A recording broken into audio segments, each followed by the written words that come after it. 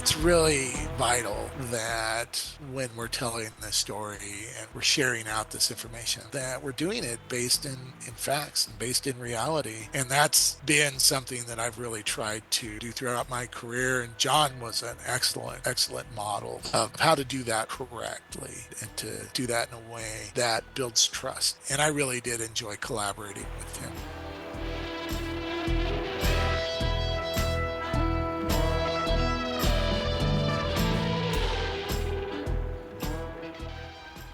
Welcome back to Dam, the official podcast of Northwest Hydropower. I'm your host, Austin Rohr. If there's one thing I love, it's when fans and listeners of the podcast bring me an idea for an episode because, let's face it, those of you who enjoy this stuff know as well as anyone what sorts of stories you want to hear. So when this idea hatched at a low-key retirement celebration in Quincy back in April of this year, I was immediately excited for the day we get to sit down and record that episode. The story is not just one I think people are going to enjoy, it's also a textbook example of what it means to celebrate the unsung heroes, as we so often say. It's only fitting then that our guest today is none other than the man who himself brought this idea to light, and that man is Chuck Allen, Senior Manager of External Affairs and Communications at Grant County Public Utility District. Normally, I would follow that introduction by jumping right into our conversation, but Chuck isn't just here to talk about his work at Grant PUD or the story that you'll be hearing shortly.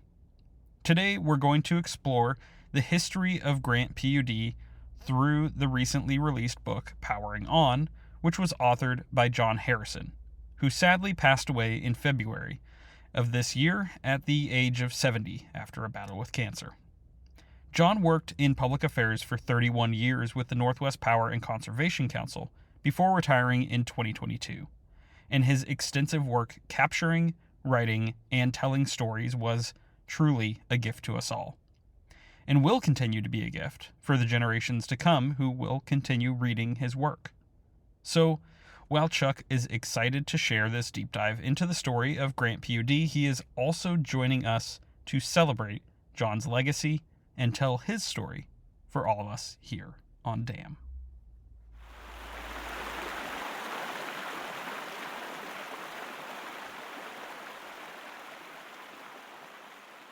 Well, Chuck, I'm super excited that we're getting to do this today. I know it's been a long time in the making, and we're finally getting to record this very special episode of Dam. So thanks for making the time to be here. Yeah, Austin, thank you very much. I'm really happy to be here. I'm a real fan of the podcast. What do they say? Long time listener, first time guest, caller. Something like that. And yeah, and I really appreciate the podcast and what you all do. And I'm very grateful for the invite to be on here, an opportunity to talk about a real special project that we had taken on at Grant PUD a few years ago, and we finished up last year with our book Powering On, the can-do legacy driving Grant PUD into the future. That's a mouthful at the end, but we're actually really we think that's really neat. Uh, the themes of the book and how they continue to resonate even now, more than 80 years later. Absolutely. And I'm super excited to talk about it. I know we had a bit of a chat about it back in April, and it's been on my mind ever since. So excited to explore some of those stories and some of those themes that are still present today. But I know as a fan of the podcast, I'm sure you're aware, we always start out by getting to know our guest a little bit better. And so yeah, I'd love for you to kind of tell our audience more about who you are, your role at Grant PUD, and maybe how you got there as well. Sure. And I know this is a bit of a long form one, so I'll try not to ramble too much, but uh, I'm essentially a Grant County native, and my father worked on farms here in the county. And one of the things that happened to me growing up that was really a real impression on me was when I was in the third grade. we took a tour of Wanapum Dam at my school. And that's Grant PUD owns and operates Wanapum Dam and Priest Rapids Dam, which is a little further down the river. And I just remember thinking, oh, this place is incredible. And we saw the powerhouse where they generate power and they send it all over the Northwest. And we saw the fish ladder and actually saw fish through the viewing area at the fish ladder. And I just remember thinking this would be an amazing place to work. And that was always in my mind. Of course, when you get older, you sometimes forget those things, but I had an opportunity to be a part-time sports reporter for the Othello Outlook newspaper, mostly because I love sports and it was a way to get paid to watch sports. and and eventually I parlayed that into a career in journalism. And I was the editor of the Quincy Valley Post Register in 2012, and the job for a public affairs officer at Grant PUD came open. And I was kind of looking for a career change. I love newspapers, but of course, that's an industry that's seen a lot of upheaval. And I was looking for a little bit more stability for myself and my family. And I remember that experience of being an 8-year-old kid at Wanapum Dam and how cool that was. And I was really excited about the opportunity. Fortunately, I was hired and I've been with Grant PUD ever since. I'm the senior manager of external affairs and communications for Grant PUD and really love working in public power. And I love working for a hydro operator and what hydroelectric power does for our region and the great benefits that it provides. And that's one reason why I love the podcast and the work that you all do at Northwest River Partners. And I'm very grateful to be on this podcast, like I said. Well, we're super excited to have you. It's yeah, it's a really fun opportunity and a great opportunity to tell some amazing stories. And I know today we have a really amazing story to tell with this book. So, as you mentioned at the top, obviously, we're here to talk about Powering On, which is this recently released book on Grant PUD's history. I frankly, it's like I don't even know where to start, right? There's so much to talk about with it. So I guess, maybe from your own perspective as someone who's been involved in it and has had, your hands on it throughout, what's the scoop on it? Well, yeah, thanks, Austin. We here at Grant PUD, we'd celebrated our 75th anniversary. Grant PUD was formed in 1938, and it was really a grassroots organization. The Grange, which was very active in Grant County and in a lot of rural parts of Washington State, uh, got people on board with this idea of having a public power utility to serve them. And so in 1938, it was put on the ballot and it won overwhelmingly. Not to speak ill of investor-owned utilities. So Grant County was served primarily by an investor-owned utility, and but the folks here in the county, a lot of them were disappointed at the speed at which power could be delivered out to and infrastructure been built out to farms and rural parts of the county. The cities all had 24/7 power at that point, but a lot of the folks that lived 4, 5, 10 miles out of town, they were told, we'll get you power if you can pay for it. And if you build the infrastructure, sure, yeah, we'll deliver you power. Well, it was very cost prohibitive back then. As you can imagine, it still is. And so the uh, the Grange got enough people excited about public power that Grand Pudu was formed in 1938, and we marked that anniversary in 2013. And around that time, there was some thinking that It'd be wonderful if we had a book that really captured the history of Grant PUD, uh, from its foundings to when the Priest Rapids project, that's the Wanapum and Priest Rapids dams, which is a hydroelectric project that has the capacity to generate about 2 gigawatts of power. And even into this century, where we took on a project to build out a fiber optic network for the whole county, and then saw tremendous growth in the county when it came to our industrial base, especially. And so it took a while, but eventually the things started clicking, and we got folks that thought it was important enough to commit some resources to creating this book project. And one of the big considerations that it took a few years was, well, who's going to write such a book? Uh, we do have some good writers on staff, but the trouble is they all have key work that they have to do, um, and it just was a lot to ask to have somebody write a book while working 40 plus hours a week in the public affairs department.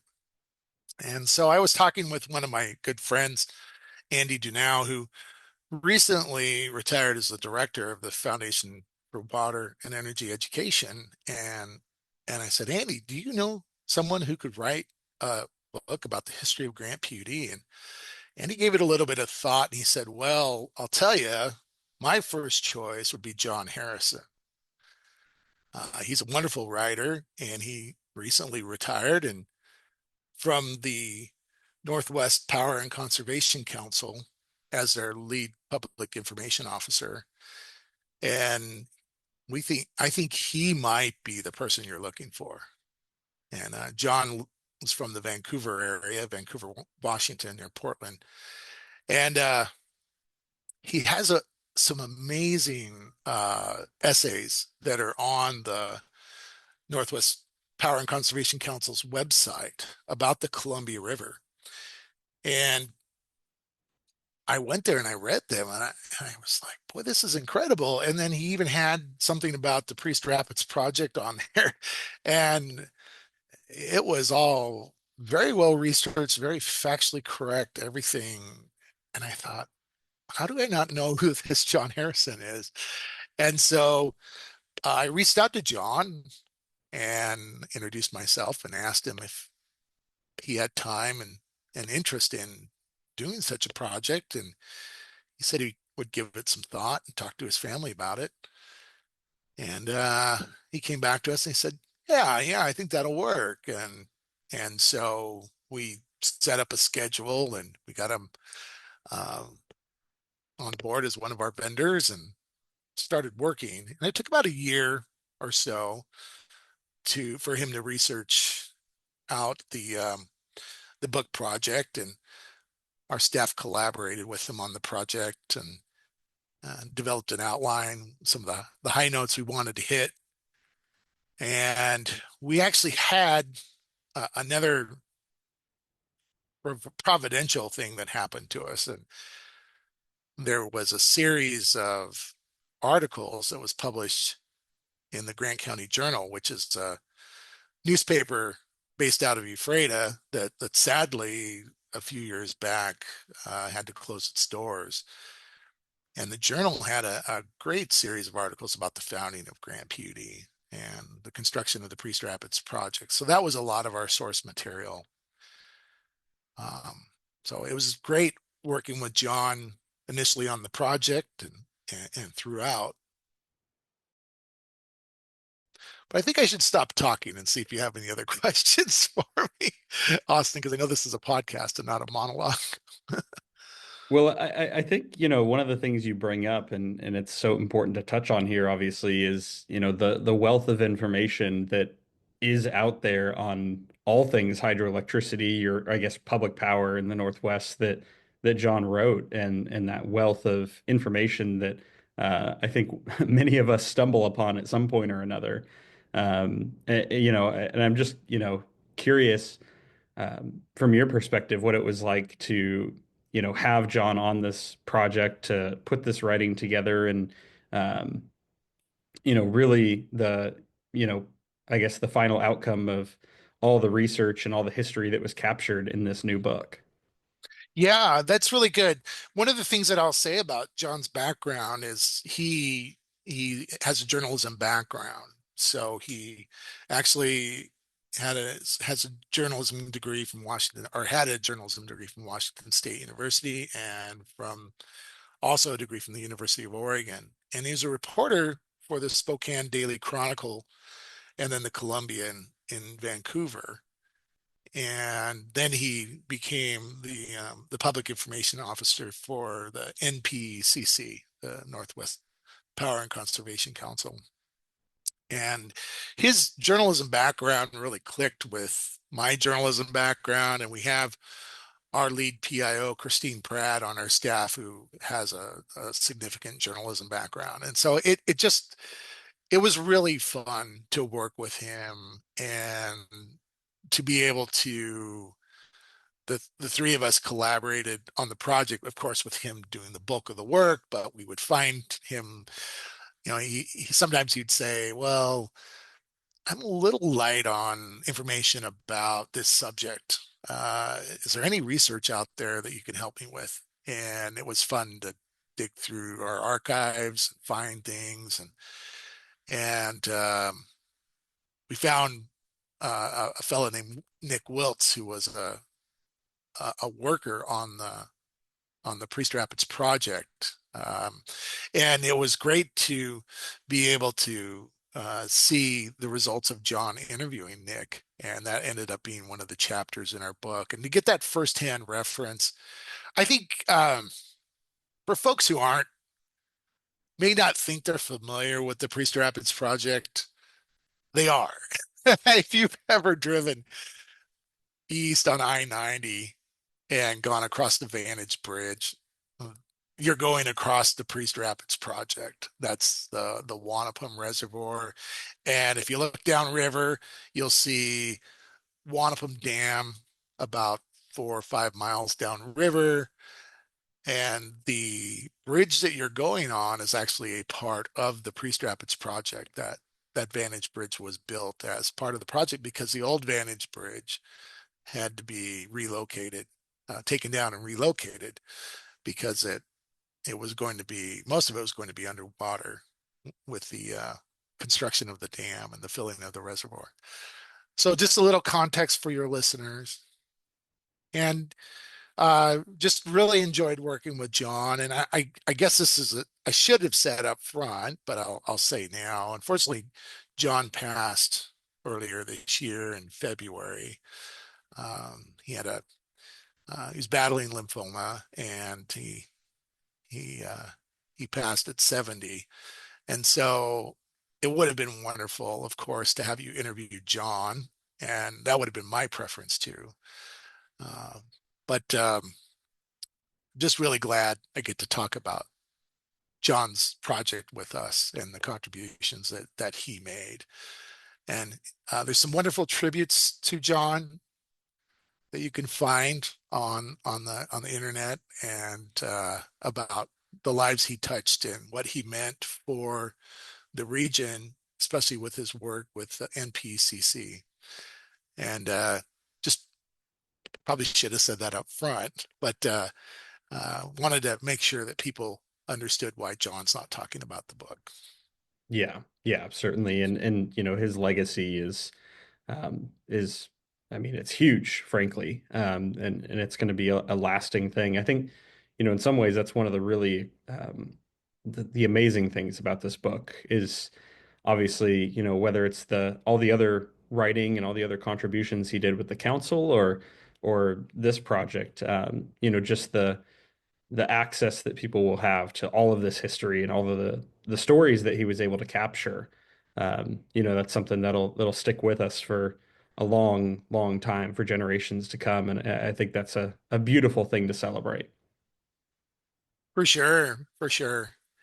and he really had a great perspective and has a great perspective in his writings because that's the lasting legacy for a lot of us and how we'll know John is through his work, where hydropower is a series of trade-offs, and you ultimately it it provides a wonderful benefit, but there's also things that need to be mitigated for when it comes to building dams on a river like the Columbia River. And he always took a matter of fact approach to those things and would explain the things that had to be mitigated for, how they were being mitigated for, and accommodated, and ultimately the benefits that came from this partnership and between hydro operators and folks who are concerned about fish, folks who are concerned about recreation and other things on the river, and how they all can exist in the same space. And that's one thing that was really appreciative when we worked with John, is that uh, and I think folks who read the book will see that there isn't it's not like doesn't read like a big PR piece. It reads as is really uh, just a fact-based history of what was happening throughout the history of even before Grant PUD became a thing up to today. One of the things about the early history of our area, Ephrata, Grant County, Central Washington, was that it was really the founding ground zero, so to speak, of the idea of hydropower on the Columbia River. And in the early 1900s, the idea of building a dam at Grand Coulee Dam, for example, that started to crystallize in the Ephrata area first. And there were some people that helped to get the message out, including Rufus Woods, the publisher of the Wenatchee World. He was really instrumental in getting attention to what could be a possibility for the potential of hydropower on the Columbia River. And so the book starts out talking about some of that history and why that experience of the folks in Grant County thinking we can do big things. We were just sitting around on a porch talking about, well, we could build a dam at Grand Coulee, and we could get water down here to the Columbia Basin, and we could have fertile farm ground, and we could have energy to grow our economy, and we could have all these things. We just need someone to build this several $100 million dam, which was just unheard of money back then. And lo and behold, that eventually happened. So that's really the backdrop of what was happening when, as I mentioned earlier, the folks and in Grant County decided that they wanted to have their own public utility. And Grant County wasn't unique in that. A lot of counties around that time decided, or parts of counties decided, that they wanted to have their own public utility. I believe there's about 30 or so public utility districts in Washington state, and most of them were formed around this time. When you were describing that earlier, and you mentioned the folks at the Grange Hall kind of getting together and um, I guess hatching the idea for putting the PUD together. It's funny to think that many people today probably don't even really know what a Grange Hall was. I mean, obviously we still have them around in some capacity. You know, you see, I can think of even where I grew up. There's the old Grange building, right? But right? as far as the that serving, a powerful, um, I guess, form of local government, that's just something that probably a lot of people can't even, um, wrap their heads around today because they don't, we're not familiar with it. But Hmm. even to have captured something like that in this history, I think is really an amazing thing. Well, that's true, Austin. And one of the things that's interesting about that, the Grange Hall was in a lot of ways the social media of their day. So they didn't, a lot of them didn't even have telephones, and some of them didn't even have power in the 1930s when this was all happening. But what they had was they had the Grange Hall, or maybe they had church, or they would go into town once or twice a week if they were on a farm. And this was the gathering place where people would get together and then they would share their ideas. And the Grange itself, there's a great history about the Grange and how the Department of Agriculture and the U.S. Department of Agriculture essentially uh, coordinated with local granges to get information about how to make farms more productive and to further agricultural interests in the country. And in a lot of ways, it was like the Facebook or Twitter of its time. And so, yeah, a lot different than it would be now, especially given the technology. You and I are we're talking about this subject of hydropower, and you're in one area a few hundred miles away from me.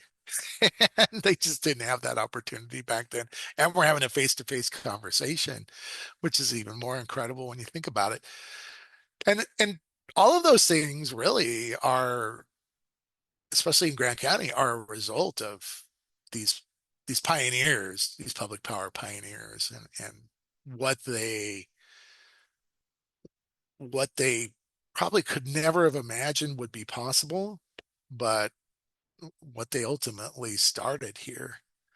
And so there is a lot of appreciation we should have for them. And sometimes we do take for granted that, oh yeah, obviously this all happened and it was just destiny. And the truth is it really wasn't. It could have happened a lot differently than for Grant County than it ultimately did.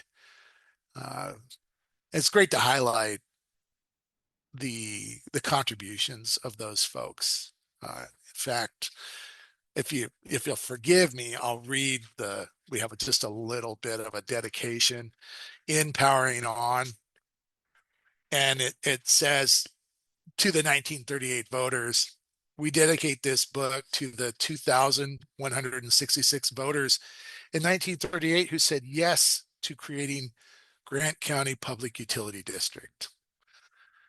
And there's a little bit more there, but it's kind of tedious to listen to someone read on a podcast. Uh, the the book itself is actually on our website, grantpud.org/history. And if you get on that page and you scroll down, there's an interactive way to read the book. And so encourage everyone to take a look at it. Uh, the book project wasn't set up to be a moneymaker for Grant PUD. It was set up to be really an anthology of our history. And so, yeah, that's the early days of the founding of the utility are pretty incredible, like we said, just to think about. And what if those 2,100 voters would have voted differently? What would have happened? It's interesting to imagine what would have happened. But I think history has shown for Grant County, they made the right decision. Um, we're we are a very proud public power county. Our our utility is a county-wide utility, so it serves the borders of its county. And we have about 42,000 customers. Those are folks or entities who pay a power bill to us. And we have about 53, 54,000 meters in the county. And our county has a population of about 100,000 and growing. Some people may say, well, where is Grant County? Um, I-90 cuts right through the center of our county, and Moses Lake is our biggest community.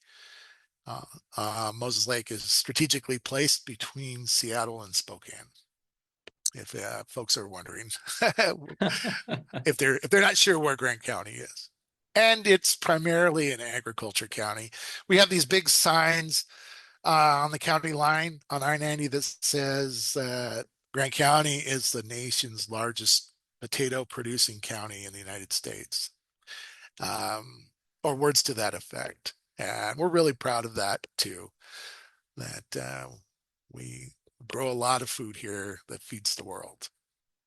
I know Idaho gets a lot of credit for those potatoes, but the truth is, You would you would be surprised at how much of a rivalry there is between Washington potatoes and Idaho potatoes. oh, that's funny. Well, I'll tell you the because I know we've both been at Riverfest for a number of years, and the free fries they hand out there, Yeah. pretty good. It's hard to argue that you could find much better than that. So Well, that's really true, Austin. And you couldn't grow potatoes in central Washington without hydropower and without the Columbia Basin Irrigation Project, which the water from that project predominantly comes from water that is pumped up from Lake Roosevelt behind Grand Coulee Dam, and then it flows through a series of canals, ditches, and it goes from Grand Coulee Dam all the way. Eventually, the water drains. That's not used in the fields. It drains in the Columbia River near Pasco, and I was really surprised at this stat when I heard it. Only 3% of the river flow of the Columbia River is diverted into the irrigation project, which is pretty astounding when you think about it. Um, if you've ever seen the canals and all the lots of times when you're, especially when driving through I-90, you'll see these big machines, the center pivots that irrigate the big fields and the sprinklers and everything that's going, the water that's going through them. Um, it's relatively not much water that flows out of the Columbia. And that's what makes the Columbia such a wonderful resource for hydropower. yeah, that's incredible. I never would have thought it was such a small fraction that was. I mean, for the amount of if people haven't seen it, then if they haven't, they need to take a drive. But you would never imagine that it would take that little to keep all that stuff green and growing. Yeah, for sure. For sure.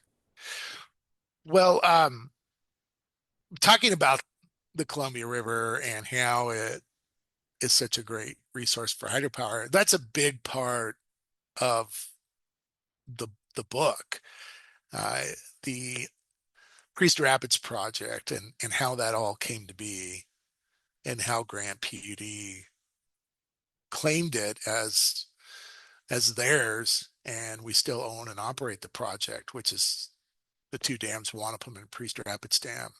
And that's a that's a tremendous part of our story and something that we all take a lot of appreciation for here. Um, so the idea for building a dam at Priest Rapids, it had been around for a while. It was one of the sites that had been surveyed. That part of the river had been surveyed in the early 1900s as a potential hydro location for hydroelectric site. And there was actually a small um, hydropower facility. It was one of the first ones on the river near the Priest Rapids site that eventually it had to be removed and taken down when Priest Rapids Dam was being built in the 1950s. And what had happened in in the uh, in the 50s, it had been uh, identified, like we said, as a location for hydropower. But there was this window of time where the federal government wasn't too interested. This was during the Eisenhower administration in these publicly funded, large scale infrastructure projects. And the nature loves a vacuum, right? And so the folks here in Grant County were thinking, well, if the federal government's not going to build this dam, why don't we? Why don't we build the dam? And initially, the county and the folks behind building the dam, they were scoffed at. And the regional newspapers, a lot of them wrote editorials saying, "Oh, this is beyond silly that you have a county that's a rural county there."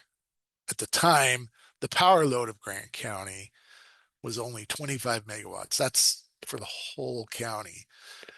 Well, that's only one quarter of the output of a 100 megawatt turbine and generator, which is there's 10 of them at Priest Rapids and Wanapum Dam. So it was seen as just this ridiculous pie in the sky dream that couldn't become real. But there was a lot of intrepid people who were leading the charge for Grant PUD at the time. And they said, no, we think we can do this. And they made it happen. One of the real heroes of the day is a fellow named Nat Washington Jr. And there's a chapter in the book that talks about Nat Washington Sr. and Nat Washington Jr. And they were real advocates for hydropower and public power. Nat Washington Jr. was the attorney for Grant PUD in the 50s. And he figured out a way where working with the leadership of the utility, the commissioners and the executive leadership, where they could get buyers of the power that would commit to buying power at Grant PUD's cost. And these buyers were the large regional utilities like Seattle City Light, Tacoma Power, Puget Sound Energy, um, Washington Water Power, and a few others. They they said, okay, yeah, we'll sign up to take the power. We'll pay you for the cost of generating the power, and then they took that to the large investment banks back east in New York City, and they were able to secure bonds to build the project.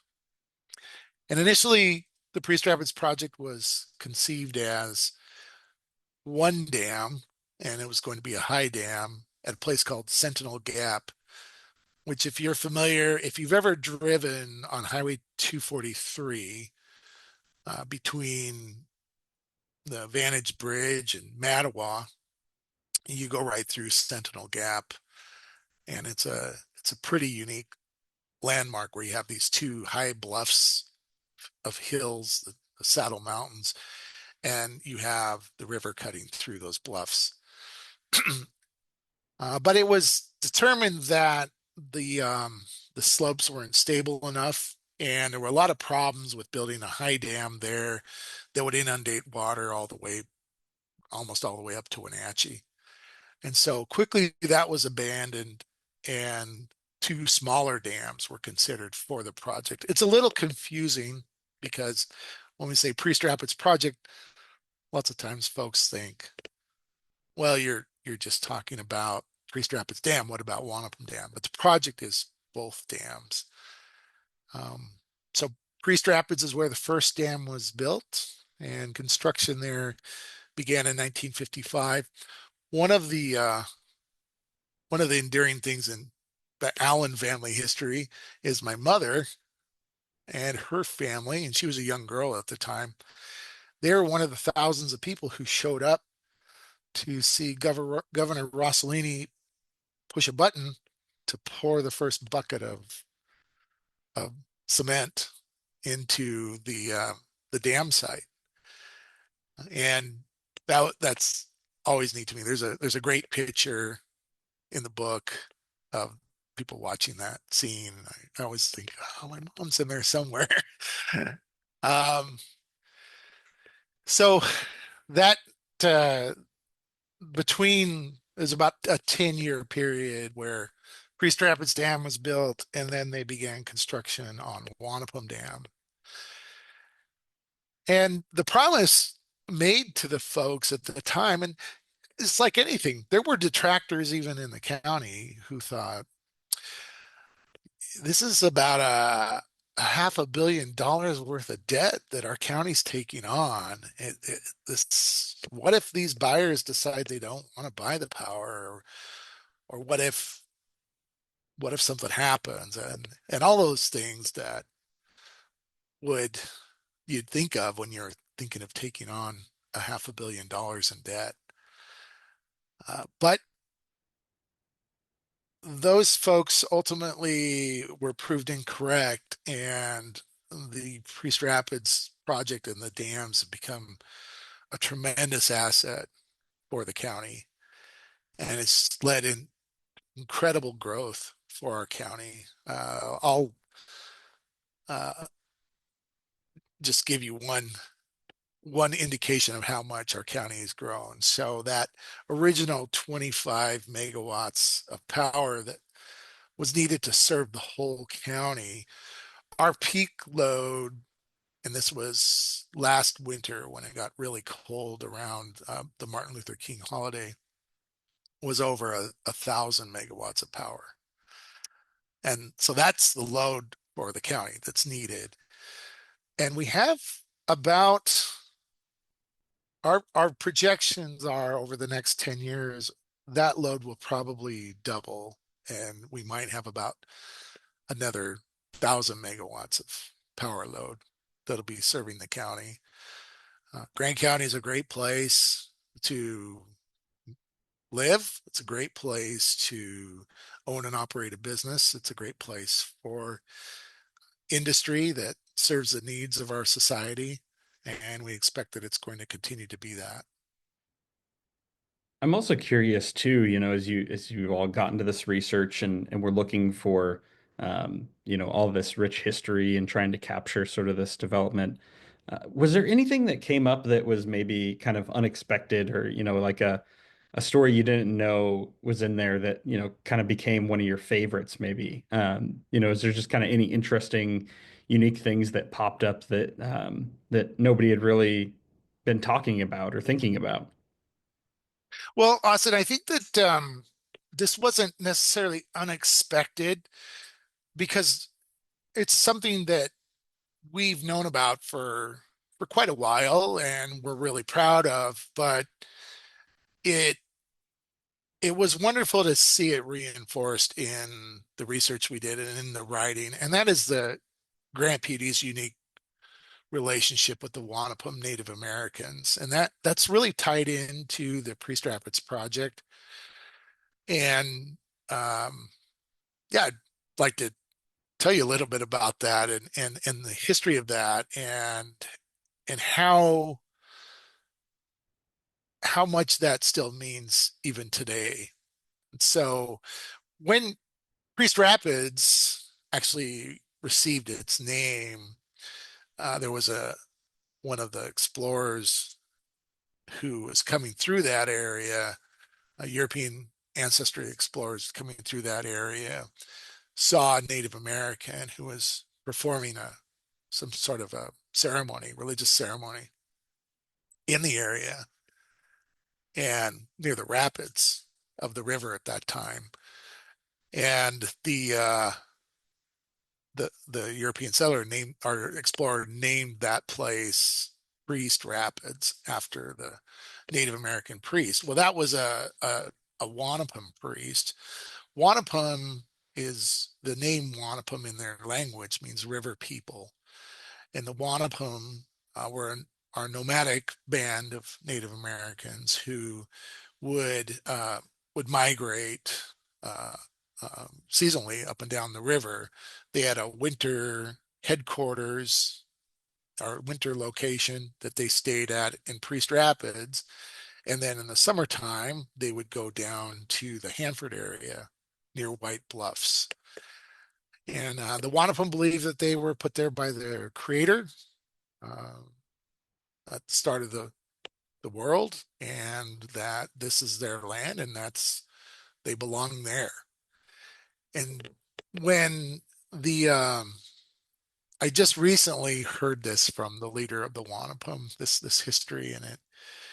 So it's pretty fresh in my mind. But when the Hanford plutonium project began, the Manhattan Project began during World War II in the 1940s, the Wanapum, just like a lot of other folks in that area who had been living in that part of the Hanford that river were ordered to leave because they were going to build the plutonium site there to make plutonium for the Manhattan Project.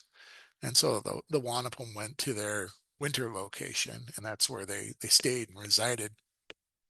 And then in the 1950s, suddenly you had this power utility, Grant PUD, that was talking about building a dam near their winter uh, home. And so that obviously was a big concern for the Wanapum. And the Wanapum had some advocates for them who reached out to Grant PUD and said, "You've got to talk to the Wanapum. You need to understand how this is affecting them, and you need to make it right for them." And our leadership at the time did that. And I'm very grateful that they did that, because that's led to this wonderful relationship that Grant PUD has with the Wanapum. And it's codified in a memorandum of understanding that says that Grant PUD and the Wanapum will work together mutually to preserve, protect, and perpetuate their culture. And so we have done that ever since. Uh, there are, like we said earlier, there are trade-offs with hydropower. One of the trade-offs was that some of the sites that are very sacred to the Wanapum would be inundated in the reservoir behind the dam. But Grand PD and the Wanapum worked together to try to uh, collect as many things that would be important for the Wanapum to have before that happened, and document as many things as they could. And those things are now preserved uh, for the Wanapum. And then Grand PD and the Wanapum have worked together very closely, and other tribes in the area, on the fish mitigation issue. Make sure that the adult salmon who are coming back to their spawning grounds in steelhead, and even lamprey, are able to have safe passage through and over the dams, through the fish ladders, and then the juvenile salmon would have safe passage down to through the river to the ocean.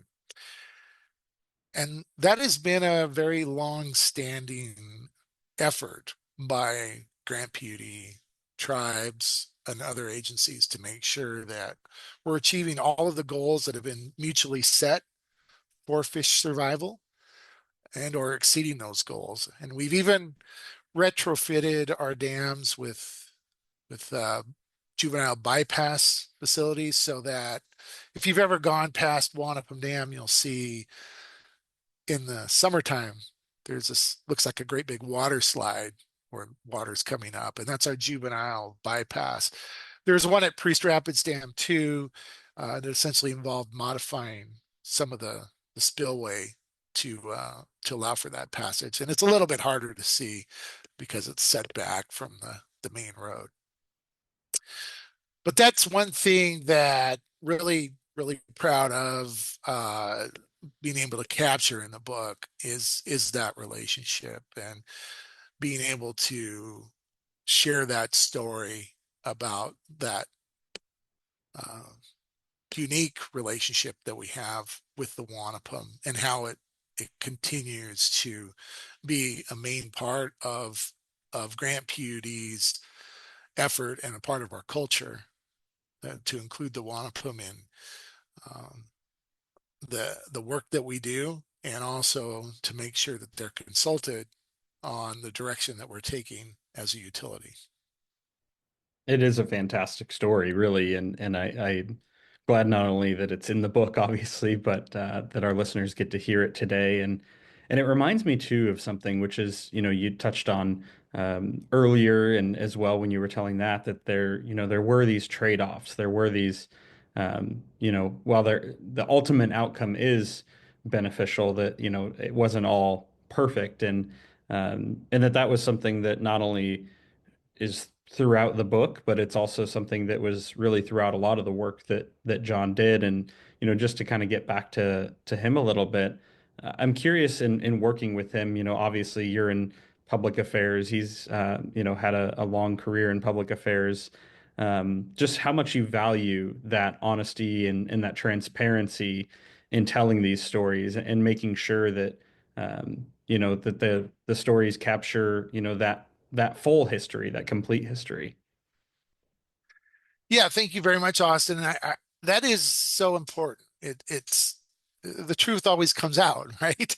And so it's so important to have that be your base, and how you're engaging with your audience, the stakeholders that you have, customers, and for us, we have so many uh, people that we view as like our like external audience for our messaging. So we have our customers, we have people who come down to the river and they recreate, they go boating or swimming, or they like to just have a picnic on the shore. And then we have our people who like to fish and hunt in the area. And we have people who are really concerned about the environment and who want to make sure that the river is clean, and that there continues to be things that are considered to preserving the river as it is now. And then we have not only our customers here in the county, but we have customers throughout the region who still, to an extent, purchase power from the Priest Rapids project for their utilities. And so it it's really vital that when we're telling this story and we're sharing out this information, that we're doing it based in facts and based in reality. And that's been something that I've really tried to do throughout my career. And John was an excellent model of how to do that correctly, and to do that in a way that builds trust. And I really did enjoy collaborating with him on on this particular project. And it's unfortunate that won't have an opportunity to collaborate with him on a follow up for this. Uh, but it was wonderful to have that opportunity to work with him. Yeah, did you take any other inspiration during that time? I mean, was there anything else you were able to pick up on, or maybe, learn, I guess, from working with him and incorporate into your own work? Well, he his writing style is it's it's great. And as people read the book, they'll see it. It's straightforward. Uh, he does at times have an opportunity to paint a little picture with the words, but it is a very straightforward writing style, and I think that works very well with something like a history book, and I appreciate that.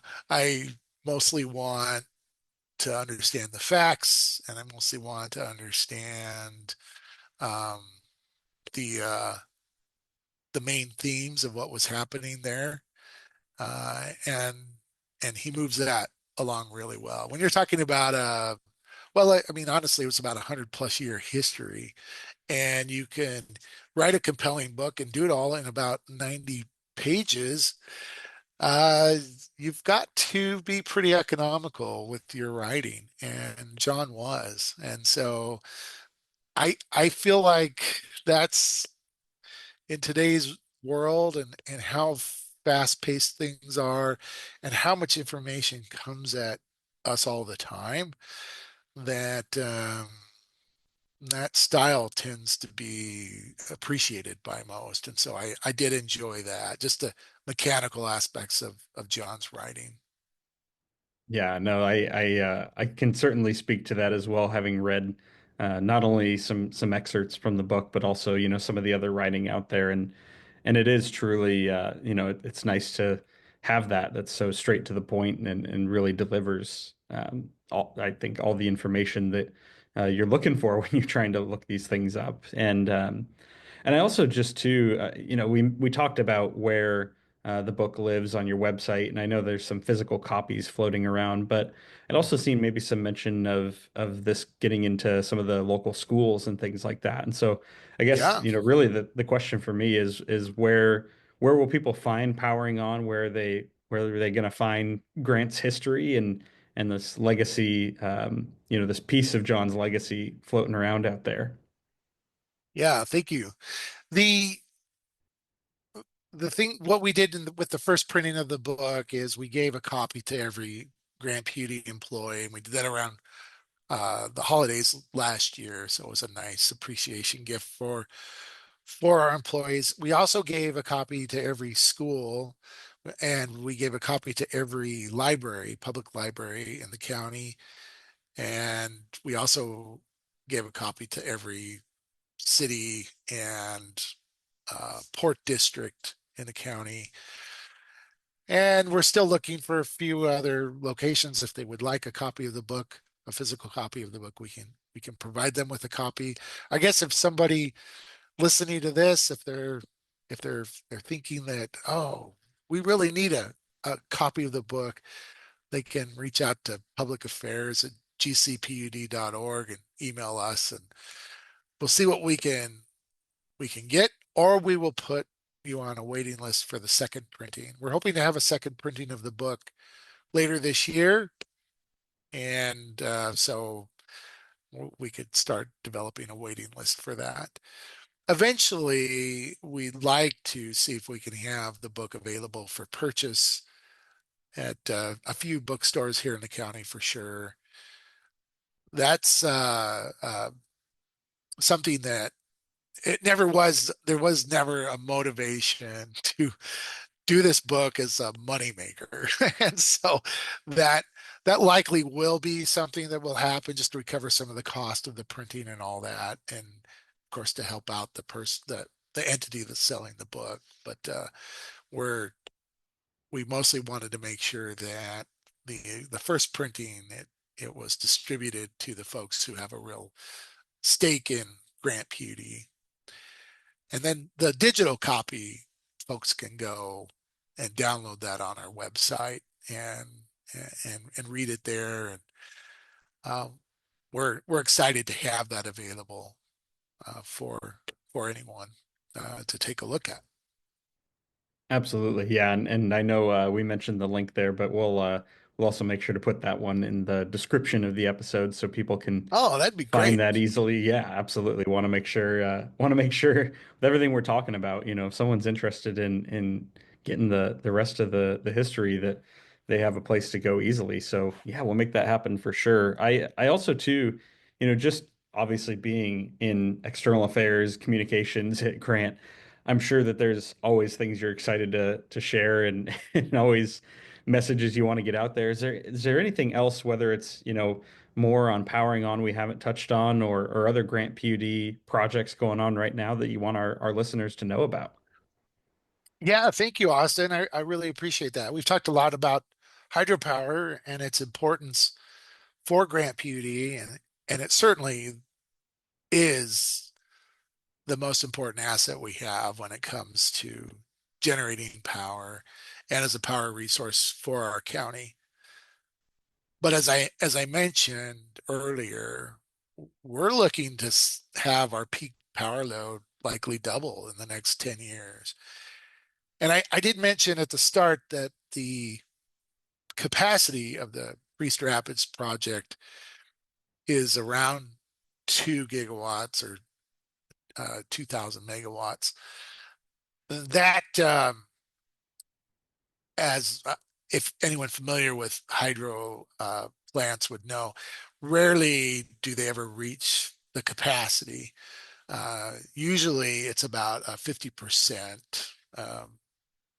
to actual generation to capacity that you can count on a regular basis. And so we've got about roughly 900 to 1,000 megawatts of capacity that we can count on being generated with the Priest Rapids project. That's on an annual basis with river flows that can be very uh, the right word. I'm trying to think of the right word. It can vary quite a bit, and so we and some of that power goes to those long-term power purchasers who are still a part of our federal license. We have to deliver power to them. And so we have to look at other generating resources here in Grant County. And that's one of the things that the book in the title, the uh, the the can-do legacy driving Grant PUD into the future, we still have that can-do legacy. We know that Grant County is going to continue to be a place that is going to see growth. All of our customers bases have indicated that expect more growth, residential, small business, agriculture, commercial, industrial growth. And so we have to look at how we're going to accommodate for that growth and how we're going to provide power to that growth. And that means more generating assets here in the county, as well as likely purchasing power from other generators. It also means building more infrastructure to deliver that power, substations, switch yards, transmission lines, local distribution lines. And in a lot of respects, when you're thinking about adding another 1,000 megawatts of power to a utility in 10 years, that's almost the equivalent of a Priest Rapids project as far as the effort that that's going to take. And so we're really looking at that here at Grant PUD, and we've got a staff that's working hard and our commissions are working hard to try to figure out how we're going to accommodate for the growth that our customers want from us. And then of course there is the cost factor. Of course, everybody wants to know, well, how does this affect our rates and all those things. And so those are all things that we need to consider. One of the great things about Grant PUD, because of our generating assets, our power rates have been among the lowest in the state and even in the nation. And our commissions working on with staff on how to continue to have affordable power here in the county and make sure that what we consider to be the core or the legacy customers, the folks that are in the residential, small business, ag sectors who are here in those same sectors were the predominant sectors in the county when the Priest Rapids project was first conceived. And so making sure that those sectors still receive the greatest benefit of the Priest Rapids project. And so we've got some exciting things that we're working on. It's still, a lot of it's still in the developmental stages. We did bring on some new power generation, yeah, some solar generation recently, about 80 megawatts of power at a solar facility in Yakima County. And we're looking to add more uh, generating resources to the county in the future, and maybe even someday build some significant new generation here in the county. But those are still, a lot of those are in the developmental stages and in the planning stages. It's interesting. We've kind of, I've been at Grant PUD for 13 years, and for the first, I would say, half of that time, first 7 or 8 years, it was always well, we know that this day will be coming when we can no longer count on the generation resources at Priest Rapids Project to meet essentially all of the power needs for our customers in the county. And we'll have to think about how we're going to deal with that. Well, the second half of my career here has been we're getting there, or we're really close to there. So we've really got to start thinking about it. And according um, to what we've been planning and looking at, we're at that time now. And so there isn't one magic solution for all of this. We we don't have the ability to build another Priest Rapids project on the Columbia River. There just isn't the uh, kinetic energy in the river to the untapped kinetic energy in the river to do that. And so we've got to look at other ways to do that. But the Priest Rapids project will be the, we had a general manager who described them as the crown jewels for Grant County. They will remain as the crown jewels for Grant County. Uh, we believe in uh, the for the rest of this century and beyond. And so we're uh, we're just very grateful for the choices that the folks made to build and develop the Priest Rapids project and to even create Grant PUD. And it's been tremendous to see what that has done for Grant County.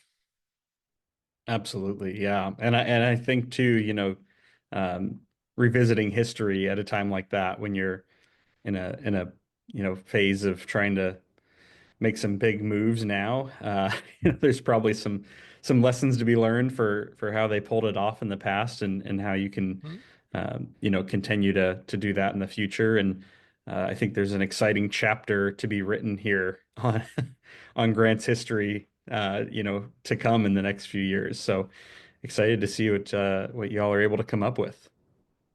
Definitely. Thank you very much, Austin, for this opportunity and for the opportunity to visit with you a little bit about John, uh, not only professionally but personally. He was just such a wonderful man and wonderful father and husband, and um, definitely someone who will be missed. And so I really appreciate that you had me on to visit with about him, and I hope that the people listening to this will take the opportunity to read the book and to uh, read John's words and think about him as they're reading. I couldn't agree with you more. Yeah, and I really do appreciate the opportunity to talk to you, to share these stories with our listeners, and to have that chance to, share John's legacy with all of them. I think it's a just an amazing thing that I'm so glad that this platform is is here to do that and to provide that. So really excited for that. And I know you're a podcast listener. You've said at the top you're a fan of what we do here, so you might know what I'm going to ask you here right before we wrap up. But I think especially given the topics and the stories today, it's the perfect opportunity to ask somebody this question, and that's do you have any advice you could provide for us? We always ask our guests. We try and get back to who the people are we're having on the podcast, and the way I like to do that is just to talk about what's important to you. And so, if there's anything that inspires you in your life, in your work, or just something maybe you heard or saw recently that really spoke to you, we'd love to hear it. So, the floor is yours. Well, thank you, Austin. I think one of the great things that this format gives, and you've been doing a wonderful job with this, but it's the story. It's the opportunity to have people on to tell their story and to tell about how hydropower impacts their lives. And the getting to understand the full spectrum of what the hydropower industry does for the folks of the region, the Northwest region especially, and how important it is, and even talk about maybe some of the times when there could be negative impacts that could need to be mitigated for. That's also really important. And so I think that my advice is just keep doing this. It's it's so important. And the advice I would give to people who are listening to this and are thinking like, I don't know if I want to get on here and talk for an hour or so about my story, is just do it. It it's a great experience. I've really enjoyed being here talking with you, Austin. And I think that there's just so many compelling um, things that we can learn as we engage in this type of medium that you just can't get from a 10-second soundbite or a 1 minute long Instagram video or something like that. I'm not diminishing the role that those play, but I do think this platform is vital. And I really want to congratulate you all, you and Northwest River Partners, for coming up with this and making it happen. I know it takes a lot of hard work, and but my advice is just keep doing this. Uh, Well, thank you, and I hope our listeners, everyone, keep telling stories as well. And I'm so glad, first of all, I appreciate the compliments, and so glad we were able to make this happen. But more importantly, I just really, frankly, enjoyed getting to hear your stories, getting to hear Grant's stories, and getting to hear the stories that John worked so hard to bring to all of us. So, yeah, really appreciate that we were able to make this happen, and yeah, just so excited for everyone to get to listen. Thank you, Austin.